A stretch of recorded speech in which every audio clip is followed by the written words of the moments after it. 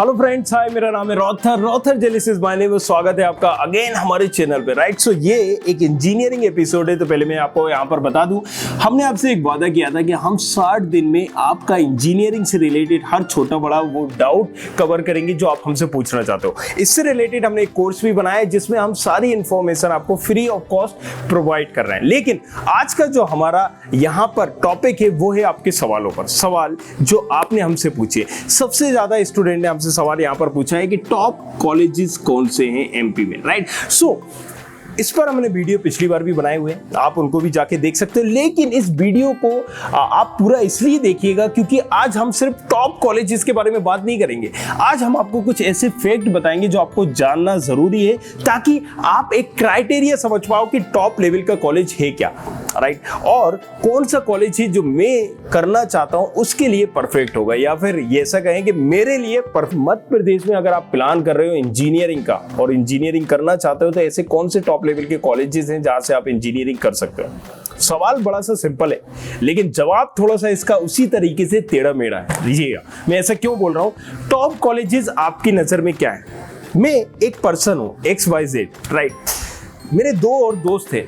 मेरी JEE में rank, जैसे कि आपको पता है कि यहाँ पर जितने भी कॉलेजेस में एडमिशन होता है JEE का एक एग्जाम होता है। ये एग्जाम क्यों होता है? ये एग्जाम इसलिए होता है ताकि आप इंजीनियरिंग अगर प्लान कर रहे हो तो उसके लिए एक डेडिकेटेड एग्जाम है जिसको हम JEE बोलता है। जो JEE मेन क्रैक कर लेता है वो JEE एडवांस देता है और वो IITs NIT IIIT जैसे कॉलेजेस को लेता है। बट वापस आ जाते हैं हम, क्योंकि इस पे वीडियो कई सारे बन चुके हैं।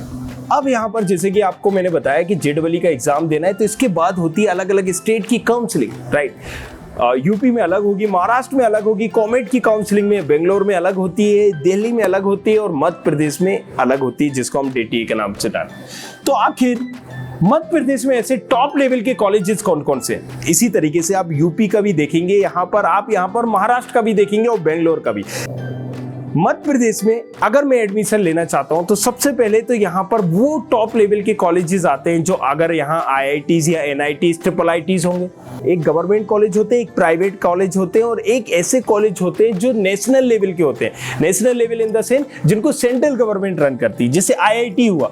तो ये मध्य प्रदेश में जरूर है लेकिन ये मध्य प्रदेश गवर्नमेंट का कॉलेज नहीं है, इसलिए मैंने वो मध्य प्रदेश गवर्नमेंट यूज किया, राइट, ताकि आप समझ सको। सो यहां पर मैंने 3 तरह के कॉलेज आपको बताए। अब यहां पर एक गवर्नमेंट, एक प्राइवेट। सो गवर्नमेंट कॉलेजेस की अक्सर डिमांड होती है और स्टेट के जितने भी गवर्नमेंट कॉलेजेस हैं उनकी डिमांड होती है। तो अब हम यहां पर नेशनल कॉलेजेस भी छोड़ देते हैं, उस स्टेट के गवर्नमेंट कॉलेजेस को भी छोड़ देते हैं, जो कि पहले नंबर पे आ जाता है SGS IIT, दूसरे पे DAVB, तीसरे पे MITS। वैसे JEC आता है तीसरे पे, लेकिन कुछ मामले में MITS अच्छा है। तो तीसरे पे आप JEC रखिए, चौथे पे आप MITS रखिए और 5वें पे आप RGPB रख लीजिए। 6वें नंबर पे आप उज्जैन इंजीनियरिंग कॉलेज, 7वें पे आप सम्राट अशोक विदिशा है। अब देखिए यहाँ पर उसके बाद एक क्राइटेरिया घटता जाता है और उसके बाद मैं कोई रैंक नहीं देना चाहता हूँ क्योंकि मेरी नजर में सारे कॉलेज एक जैसे। सो अब कम टू द पॉइंट, ये गवर्नमेंट कॉलेज हो गए। नेशनल गवर्नमेंट कॉलेज भी हमने आपको बता दिए, जैसे कि IIT इंदौर हो गया, मेनिट हो गया, राइट। सो ये NIT भोपाल के नाम से भी जानते हैं, मेनिट भोपाल के नाम से डालते हैं, IIIT भोपाल के नाम से भी जाता है, IIT DM हो गया, IIT TM हो गया। सो ये कुछ कॉलेजेस हैं जो अच्छे कॉलेज हैं। आज जो हम टॉप लेवल के कॉलेजेस की बात कर रहे हैं वो हम प्राइवेट कॉलेजेस की बात कर रहे हैं। तो प्राइवेट में नंबर 1 पे आ जाता है, अगर हम मध्य प्रदेश में प्लान करें तो इंदौर और भोपाल, ये 2 ऐसी जगह पे हैं जहां पर ज्यादातर कॉलेज फेमस है। इंदौर की बात करें तो एक अच्छा कॉलेज आ जाता है एक्रोपोलिस। दूसरे नंबर पे अगर हम बात करें तो यहाँ पर आपका मेडिकेप्स आ जाता है। तीसरे पे अगर हम बात करें तो यहाँ पर एक्रोपोलिस, मेडिकेप्स के बाद आपका वैष्णव कॉलेज भी है, IPS कॉलेज भी है, आप इसको चूज कर सकते हैं, राइट। सो ये जो कुछ कॉलेज है आप प्राइवेट में एक कैटेगरी में रख सकते हो। लेकिन अब यहाँ पर आपको जरा ध्यान से सुनना है जो मैं बोलना चाहता हूँ। इसी तरीके से अगर हम भोपाल में करना चाहें तो ये कॉलेज आ जाता है, LNCT हुआ, ओरिएंटल हुआ। तो ये वो कॉलेजेस हैं जो भी हम इनको A या B कैटेगरी में रख सकते हैं। मैंने अभी आपको बताया A++ कॉलेज कौन से हैं और AAA कॉलेजेस कौन से हैं। अब इनको आप अगर इस तरीके से डिफाइन कर रहे हो तो आप A कैटेगरी में रख दीजिए, अदरवाइज मेरी नज़र में वो B या C कैटेगरी में जाना चाहिए। अब यहाँ पर ध्यान से आपको सुनना है। मध्य प्रदेश में जो इंदौर में एक्रोपोलिस कॉलेज है, सीएस में अगर आप एडमिशन लेना चाहते हो तो हो सकता है आपकी 1 लाख की रैंक हो और आपको सीएस में एडमिशन ना मिले। इसी तरीके से एलएनसीटी एक कॉलेज है, एलएनसीटी यूनिवर्सिटी की बात नहीं कर रहा हूं क्योंकि यूनिवर्सिटी तो आपको 10 लाख की रैंक में भी एडमिशन दे देगा। एलएनसीटी मेन कॉलेज में जो यहाँ पर मेन क्या होता है, राइट, आप इसको मेन, हम लोग इसको बोलते हैं कि यार जो सबसे पुराना कॉलेज है तो उसको हमने मेन बोला, जो उससे बाद में इस्टेब्लिश हुआ उसको हम सेकेंड बोलते हैं और उसके बाद जो हुआ थर्ड हुआ। ऐसा क्यों बोलते हैं हम लोग? एक आपको समझाने के तौर पर हम ये अक्सर बोला करते हैं ताकि आप समझ सके कि पुराना कौन सा है, नया कौन सा है, क्योंकि यहाँ पर मध्य प्रदेश में खास तौर से एक ही कॉलेज 3-3 4-4 डिपार्टमेंट उसके होते हैं। जैसे कि हमने बताया कि एलएनसीटी, तो एलएनसीटी यहाँ पर टेक्नोलॉजी, इंस्टीट्यूट ऑफ टेक्नोलॉजी भी है, right, Lakshmi Narayan institute of technology, दूसरा पर साइंस एंड टेक्नोलॉजी है, तीसरा एक्सीलेंस है यहाँ पर, राइट। सो इसको साइंस और एक्सीलेंस के नाम से भी आप जान सकते हैं। हम इसको एक उसका एस्टेब्लिशमेंट जो ईयर होता है उसके नाम से जानते हैं। 1995 कोई कॉलेज यहाँ पर 1994 में एस्टेब्लिश हुआ था तो हम उसको उसके नाम से जानते हैं। तो इससे आप डिफाइन कर सकते हो कि फर्स्ट, सेकेंड, थर्ड कौन सा कॉलेज है। अब अगर आप सीएस में एडमिशन लेना चाहते हो तो मे बी आपका यहाँ पर, जैसे कि मैंने बताया, 1 लाख की रैंक है, 1,20,000 रैंक है, तो आपका यहाँ पर ना हो, टफ होगा। लेकिन वही अगर आप इस कॉलेज में सीएस में साइबर सिक्योरिटी लेना चाहें तो आपकी रैंक क्या होगी? तो मे बी आपको 3 लाख की रैंक पे यहाँ पर मिल जाए। जी हाँ, इसीलिए मैंने एक एग्जांपल के तौर पे आपको समझाया कि एक्रोपोलिस इंदौर का कॉलेज है और अगर आपको यहाँ पर सीएस में एडमिशन लेना है, सीएस में जो कोर ब्रांच है, तो आपको 1 लाख की रैंक में भी शायद ना हो। लेकिन अगर आपको सीएस प्लस आईटी में लेना है तो आपकी 10 लाख की रैंक में भी एडमिशन हो जाए। तो ये आप किसी कॉलेज को डिफाइन नहीं कर सकते कि कौन सा कॉलेज अच्छा है, कौन सा कॉलेज अच्छा नहीं है। ये सिर्फ और सिर्फ डिफाइन होगा आप कौन सी ब्रांच उस कॉलेज में लेना चाह रहे हो। ये चीज बिल्कुल ध्यान से सुनिएगा क्योंकि कोई आपको नहीं बताएगा। मैं एक आंकड़ों पर बात करता हूं, जो भी मैं बोल रहा हूं कैमरे के सामने बोल रहा हूं। आप मान लीजिए एक्रोपोलिस में एडमिशन लेना चाह रहे हो, आपने यहाँ पर 1 लाख की रैंक के आपने सीएस लिया। कॉलेज वाला ये चाहेगा कि भाई मेरी सीएस ब्रांच तो भर जाना है, बाकी ब्रांचेस नहीं भरना है, तो वो आपको कहीं ना कहीं एक रिक्वेस्ट करेंगे, फोर्स करेंगे, आपसे बोलेंगे कि आपको और कहीं एडमिशन नहीं मिल पाएगा, ये आपके पास अपॉर्चुनिटी, आप इसको ले लीजिए। भाई डीटी काउंसलिंग के थ्रू एडमिशन होता है, कॉलेज के हाथ में तो है नहीं कि वो आपको एडमिशन दे दे। और अगर कॉलेज के हाथ में है तो सिर्फ मैनेजमेंट कोटे को छोड़ के आप मुझे बाकी सीट दे के बताइए, आप लिख कर दीजिए कि ठीक है मैं आपका एडमिशन, तो दिस इज नॉट पॉसिबल। ये सारी बेवकूफ़ बनाने की चीज़ें। तो आपको करना क्या है इस केस में? आपको जिस कॉलेज में आप एडमिशन ले रहे हो, अगर आप एलएनसीटी में 1994 1995 में जो कॉलेज एस्टेब्लिश हुए हैं, ओरिएंटल और एलएनसीटी, ये कॉलेज अच्छे हैं और इसमें अगर आपको सीएस ब्रांच मिल रही है, कोर ब्रांच, तो आप ले सकते हो, नो डाउट, ये अच्छे ऑप्शन है आपके। इसी तरीके से इंदौर में एक्रोपोलिस में, या आप अगर मेडिकेट्स में जा रहे हो और यहाँ पर सीएस की कोर ब्रांच मिल रही है तो आप ले सकते हैं।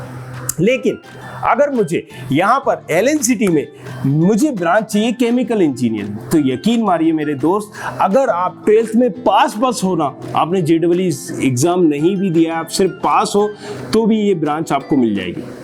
अब जरा सोचिए कि आप पूरी फीस देकर आप उस कॉलेज में ये ब्रांच ले रहे हैं तो उसका सेंस क्या है? आप पूछिए उस कॉलेज से कि लास्ट 3 साल में, 5 साल में, 4 साल में, 2 साल में आपने क्या प्लेसमेंट दिया। कॉलेज हमेशा आपको प्लेसमेंट जो गिनाएगा वो सीएस का गिनाएगा, आईटी का गिनाएगा, ईसी का गिनाएगा। आप उनसे बात करिए, आप बोलिए उनसे, नहीं मुझे जानना है मुझे कि केमिकल ब्रांच में मैं एडमिशन ले रहा हूँ, मैं सिविल में ब्रांच में एडमिशन ले रहा हूँ, मैं मैकेनिकल में ले रहा हूँ, इलेक्ट्रिकल में ले रहा हूँ, मुझे इलेक्ट्रिकल के बारे में जानना है, मुझे मैकेनिकल के बारे में जानना है, मुझे किसी दूसरी ब्रांच के बारे में नहीं जानना है। और इससे पहले मैंने वीडियो बनाए हुए हैं, अगर आपने वो देखा होगा तो ये सारी चीजें आपको क्लियर हुई होंगी, और अगर नहीं है तो डोंट वरी, मैं फिर से ये क्लियर कर देता हूं। सो जो नए बच्चों के डाउट है यहाँ पर, फिर से मुझे वही बात रिपीट करना पड़ेगा, I am so sorry, but make sure this thing कि कॉलेजेस यहाँ पर जो भी अच्छे होते हैं, बुरे होते हैं, वो उसकी रैंकिंग के हिसाब से होते हैं। मैंने 2 टॉप लेवल के कॉलेजेस को लिया है यहाँ पर, एक भोपाल के कॉलेज को लिया, एक इंदौर के कॉलेज को लिया। दोनों में आपको डिफरेंस बताया, दोनों में मैंने आपको बताया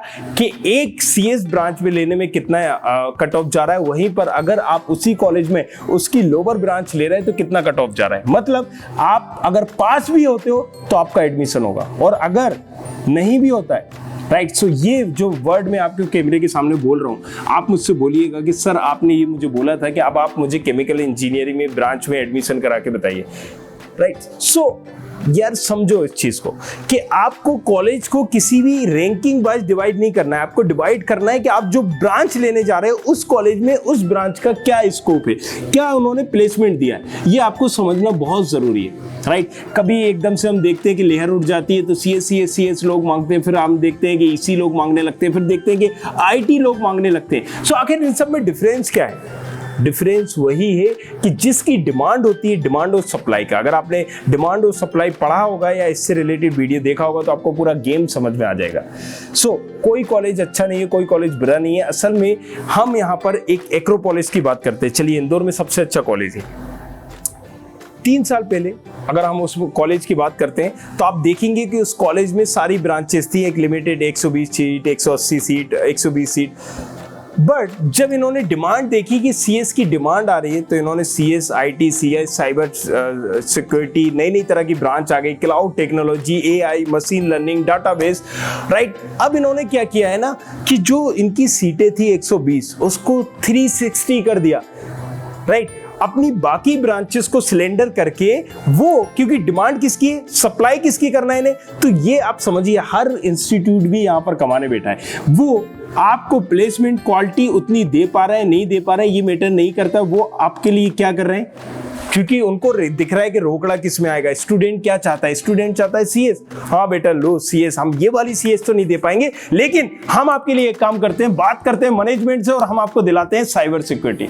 चलिए हम बात करते हैं मैनेजमेंट से और आप यहाँ पर आ जाइए, आपका सिर्फ नॉमिनल उसमें हो जाएगा और हम यहाँ पर आपको डाटा साइंस दिला देंगे, मशीन लर्निंग दिला देंगे, आर्टिफिशियल इंटेलिजेंस दिला देंगे और उसका बड़ा ही स्कोप है और शानदार। आप तो मतलब निकलते ही से आपको हाथों हाथ कई कंपनी आ जाएंगी और आपको ले लेंगे, आपको भी अपना सुनहरा भविष्य दिखने लगता है और आप भी उन अंधकार में खो जाते हो अपने ख्वाबों के, राइट। सो फिर होता क्या है यहाँ पर, जब हम पढ़ते हैं फिर हमें 1 आध साल बाद रियलाइज होता है, जब तक रियलाइज होता है काफी देर हो चुकी होती है। And this is the reason मैंने आपसे बोला है कि 60 दिनों में मैं आपकी हर वो डाउट को कवर करूंगा जो आप पूछना चाहते हो। तो डाउट नंबर जो आपका सवाल था कि हम प्राइवेट कॉलेजेस कौन से, तो मैंने आपको डिफाइन किया यहाँ पर प्राइवेट कॉलेजेस ये हैं टॉप लेवल के, लेकिन आप इनको ब्रांचेस वाइज सिलेक्ट करिए। तो इससे रिलेटेड हम एक रैंकिंग सिस्टम लेके आ रहे हैं जिसमें हमने बहुत सारे स्टूडेंट से पूछा है और आपसे भी पूछना चाहते हैं। इसमें भी आप कमेंट करिएगा, हमें बताइएगा एग्जैक्टली कि आपकी नज़र में आपके या ताऊ जी, भैया, भाभी, चाचा, चाची, मामा, मामी जो भी पढ़ चुके हैं, इंस्टीट्यूट से निकल चुके हैं,